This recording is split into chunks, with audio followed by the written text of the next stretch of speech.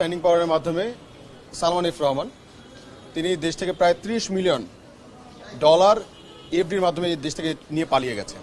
তো আমাদের মনে হচ্ছে কেন যেন এরা যদি কোনোভাবে আর একটা দিন সময় পায়, একটা দিন সময় পেলে দেশের বিভিন্ন ব্যাংক থেকে এসআরএম গ্রুপকে তারা কিন্তু দেখা যাচ্ছে বিভিন্নভাবে পায়তারা করছে। এছাড়াও যখন শেখ হাসিনা যে চলে গেছে বাংলাদেশ থেকে, তখন কিন্তু সে যে গেছে তার নেতাকর্মীরা কিন্তু জানতো না যে সে চলে যাবে, পালিয়ে যাবে। তো দেখা গেছে যে আওয়ামী লীগের অনেক নেতাকর্মী যারা দেশটাকে লুটপাট করে টাকাটা ব্যাংকে সেভে রেখেছিল, তাদের টাকা কিন্তু এখনো ব্যাংকে আছে। তো তারা যদি কোনোভাবে এই টাকাটা ব্যাংক থেকে তুলে নিতে পারে, এই যে যারা এখন ডিজিরা আছে তাদের মাধ্যমে যদি তুলে নিতে পারে, তখন দেখা যাবে কি এখন দেশটা মোটামুটি এখন স্থিতিশীল পর্যায়ে আছে।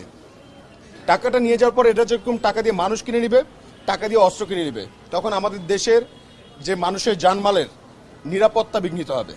তো সেই জন্য আমরা মনে করছি যে এরা আমাদের জন্য একটা বড় ধরনের থ্রেট।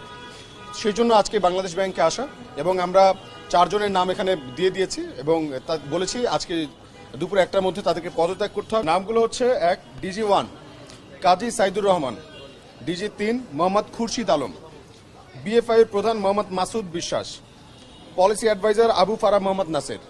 এই 4 জনকে আপাতত আমরা বলেছি যে আজকের মধ্যে যাতে তারা দুপুর 1টার মধ্যে তারা পদত্যাগ করে। আর যদি তারা দুপুর 1টার মধ্যে পদত্যাগ না করে, তাহলে আমরা সারা বাংলার ছাত্র জনতা বাংলাদেশ ব্যাংক ঘেরাও করব। এবং আমরা চেয়েছি শুধুমাত্র এটাই যে বাংলাদেশ ব্যাংক খুবই সেন্সিটিভ জায়গা, সেই জন্য আমরা কিন্তু দেখেন কোথাও কিন্তু আমরা জমায়েত হইনি। তো আমরা শান্তিপূর্ণভাবে তাদেরকে বলেছি যাতে তারা পদত্যাগটা করে, এবং 1টার মধ্যে যদি না করে তাহলে আমরা সারা বাংলাদেশের ছাত্র জনতা আজকে বাংলাদেশ ব্যাংক ঘেরাও করব। আমরা বলতে পারছি না যে বাংলাদেশ স্বৈরাচার মুক্ত হয়েছে।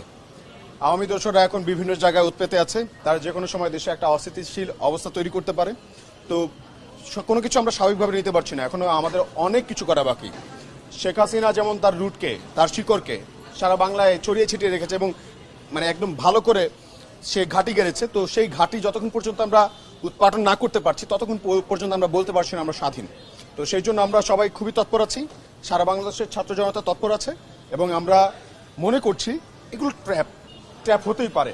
এখন কোনো কিছু আমরা স্বাভাবিক চোখে দেখতে পারছি না, সবকিছুই সন্দেহ চোখে দেখতে হবে আমাদেরকে।